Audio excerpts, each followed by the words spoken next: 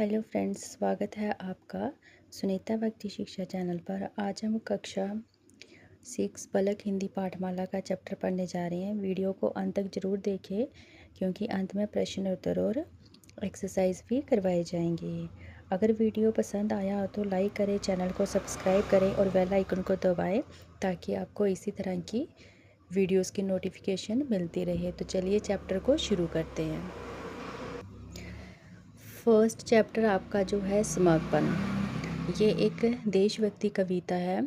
इसका पाठ परिचय क्या है कि प्रस्तुत कविता में देशभक्ति और मानव जीवन के प्रति संवेदनाएं मिलती हैं।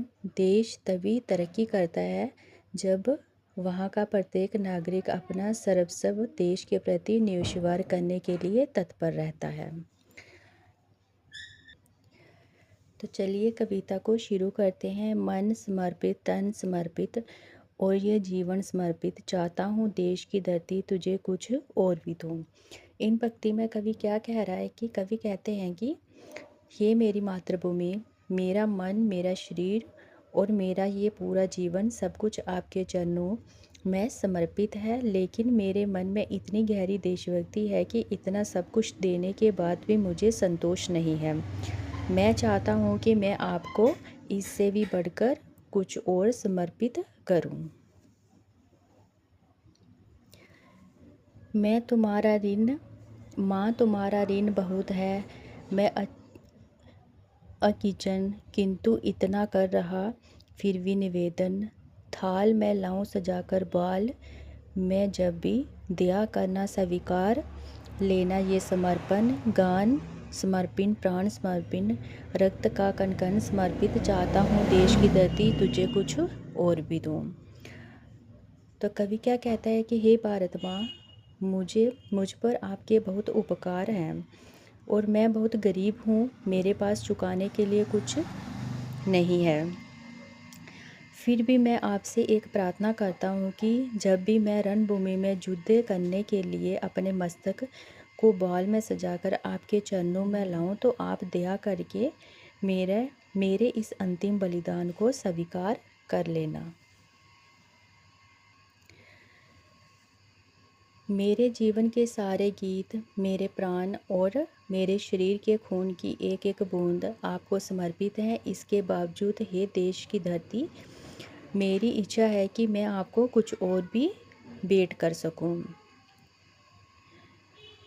मांग दो तलवार को, लाओ ना देरी, बांध दो कसकर कमर कर ढाल मेरी, बाल पर मल दो चरण की धूल थोड़ी, शीश पर आशीष की छाया घनेरी।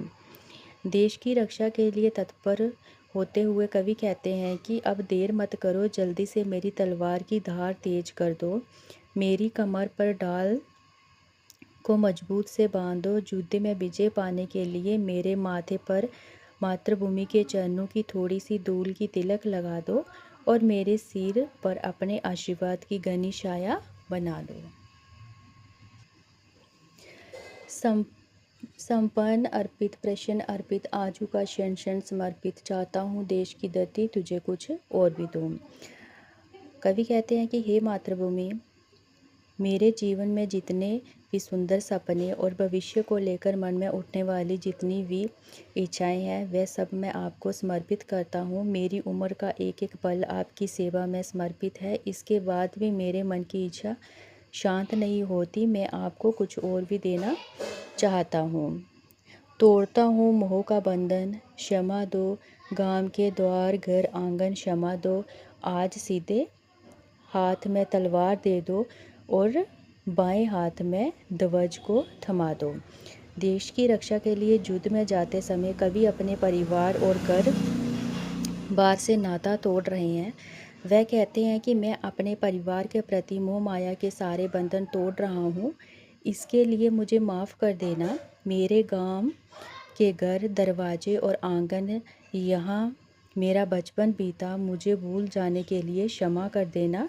अब समय आ गया है कि मेरे सीधे मतलब कि दाहिने हाथ में देश की रक्षा के लिए तलवार दे दो और बाएं हाथ में गर्व से लहराने वाले देश का तिरंगा झंडा थमा दो। ये सुमन लो ये चमन लो नीड का त्रिंतन समर्पित, चाहता हूँ देश की धरती तुझे कुछ और भी दूँ। आगे कवि क्या कहते हैं कि हे देश, मेरी खुशियों के सारे फूल आपके हैं, ये पूरा सुंदर संसार आपका है, मेरे रहने का जो आशियाना मतलब कि घर है, उसका एक एक तिनका मैं देश की भलाई के लिए न्योछावर करता हूँ। इतना सब कुछ देने के बाद भी हे भारत माता, भारत भूमि, मेरी यही अभिलाषा है कि मैं आपको कुछ और भी भेंट करूं। तो ये था आपका फर्स्ट चैप्टर समर्पित, जो देश के लिए था, कि कवि अपने देश के प्रति गहरी देशभक्ति पर अपना सब कुछ न्योछावर करने की भावना को व्यक्त कर रहे हैं। कवि को लगता है कि मातृभूमि के उपकारों के सामने उनका सब कुछ बहुत छोटा है, इसलिए वे अपना तन मन और जीवन देश के लिए, देश के बाद भी कुछ और अधिक समर्पित करना चाहते हैं। तो ये थी आपकी फर्स्ट कविता। तो चलिए अब हम इस चैप्टर के क्वेश्चन आंसर और एक्सरसाइज कर लेते हैं। तो फर्स्ट आपका है, सही उत्तर के सामने टिक का निशान लगाइए। समर्पण कविता के माध्यम से कवि हमें क्या संदेश देना चाहते हैं। 4 ऑप्शन दिए हैं, जो सही होगा उस पर आपने टिक करना है सर्वस्व समर्पण का। कविता के अनुसार हम ऋणी हैं किसके, मातृभूमि के। रिक्त स्थान भरिए। माँ तुम्हारा ऋण बहुत है मैं अकिचन, मन समर्पित तन अर्पित, रक्त का कण कण समर्पित। अब यहाँ देखिए धरती और प्राण दिया है, लेकिन आपकी कविता में तन लिखा हुआ है, तो यहाँ आप क्या लिखेंगे, तन। तोड़ता हूँ मोह का बंधन, ये आप रिक्त स्थान है, ऑप्शन आपको दिए हैं, वहीं से आपने फिल करने हैं। नेक्स्ट पार्ट में समास, 2 या 2 से अधिक शब्दों के संयोग से बना एक सार्थक समूह सार्थक शब्द समास कहलाता है। नीचे दिए गए पदों के समास के नाम लिखिए। शन क्या है, अवे ये भाव समास है। मोहबंधन तत्पुरुष समास है। घर आंगन द्विध समास। निम्नलिखित शब्दों के 3 प्रवाचिक शब्द लिखिए। तलवार, असी, खड़ग, कृपाण। धरती, पृथ्वी, भूमि, वसुधा, सुमन, फूल, पुष्प, कुसुम। निम्नलिखित शब्द को शुद्ध करके लिखिए। ये जो आपको शब्द दिए हैं इनको आपने सही करके लिखना है। आशास, संपन्न, अर्पित, ऋण, अकिचन, ये आप इस तरह से लिखेंगे। तो चलिए अब हम इस चैप्टर के क्वेश्चन आंसर कर लेते हैं। फर्स्ट प्रश्न आपका मौखिक है, तन मन समर्पित करने का क्या भाव है। तन मन समर्पित करने का भाव ये है कि कवि अपना सब कुछ अपने देश की सेवा और रक्षा के लिए पूरी तरह से अर्पण करना चाहता है। वह देश के लिए अपना सर्वस्व न्योछावर करने को तैयार है।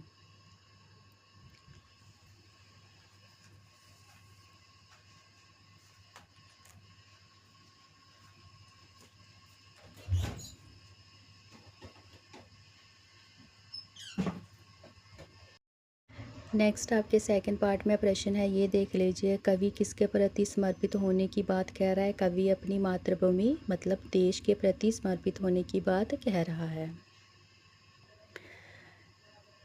बाल पर मल हो चरण की धूल थोड़ी से क्या तात्पर्य है। इसका तात्पर्य ये है कि कवि मातृभूमि की धूल को अपने माथे पर तिलक की तरह लगाकर उसका आशीर्वाद पाना चाहता है। कवि किस किस से क्षमा मांगता है। कवि अपने गांव, घर द्वार और आंगन से क्षमा मांगता है, क्योंकि वह देश सेवा के लिए इन सब का मोह छोड़ रहा है। कविता में किसके चरण की धूल बाल पर मलने की बात कही गई है। कविता में भारत माता के चरणों की धूल बाल पर मलने की बात कही गई है। कवि माँ का ऋण कैसे उतारना चाहता है। कवि अपना तन मन धन जीवन और सब कुछ मातृभूमि की सेवा में न्योछावर करके माँ का ऋण उतारना चाहता है। इस कविता में कवि का क्या नाम है। इस कविता के कवि का नाम रामावतार त्यागी है। निम्नलिखित पंक्तियों की व्याख्या कीजिए। ये कुछ पंक्तियाँ दी गई हैं, इनकी आपने क्या करनी है, व्याख्या करनी है। मन समर्पित, प्राण समर्पित, रक्त का कण कण समर्पित, इसकी व्याख्या क्या लिखेंगे। इन पंक्तियों में कवि कहते हैं कि उनका मन, उनके प्राण और उनके शरीर के रक्त की एक एक बूंद अपनी मातृभूमि के लिए पूरी तरह समर्पित है। वह देश की रक्षा के लिए अपना सब कुछ न्योछावर करने को तैयार है। ये सुमन लो, ये चमन लो, नीड का त्रिन तिन समर्पित। कविता में कवि इसकी व्याख्या क्या बताई गई है? कवि कहते हैं कि जीवन के सभी सुख रूपी फूल मतलब सुमन और उपवन चमन देश के चरणों में अर्पित हैं, यहाँ तक कि उनके घर परिवार का एक एक तिनका भी मातृभूमि की सेवा में समर्पित है। नेक्स्ट आपके 5th पार्ट में है काव्यांश पढ़कर निम्न प्रश्नों के उत्तर दीजिए। ये आपको एक पहरा दिया गया है, वहीं से आपने उत्तर जो है वह लिखने हैं। कौन सा बंधन तोड़ने की बात कही गई है? संसारिक मोह माया और परिवार का बंधन तोड़ने की बात कही गई है। बाएं हाथ में क्या थमाने के लिए कहा गया है? बाएं हाथ में देश का तिरंगा झंडा थमाने के लिए कहा गया है। घर और ध्वज के दो दो प्रायवाचिक शब्द लिखिए। घर का ग्रह और सदन, ध्वज का झंडा और पताका। काव्यांश में दो संज्ञा शब्द चुनिए, गांव और तलवार। तो बच्चों ये थे आपकी फर्स्ट कविता समर्पित। इसी तरह की स्टडी रिलेटेड वीडियोस चाहते हो तो चैनल को सब्सक्राइब कर लीजिए। तो चलिए अब हम मिलते हैं अपनी नेक्स्ट वीडियो में। तब तक के लिए goodbye and take care.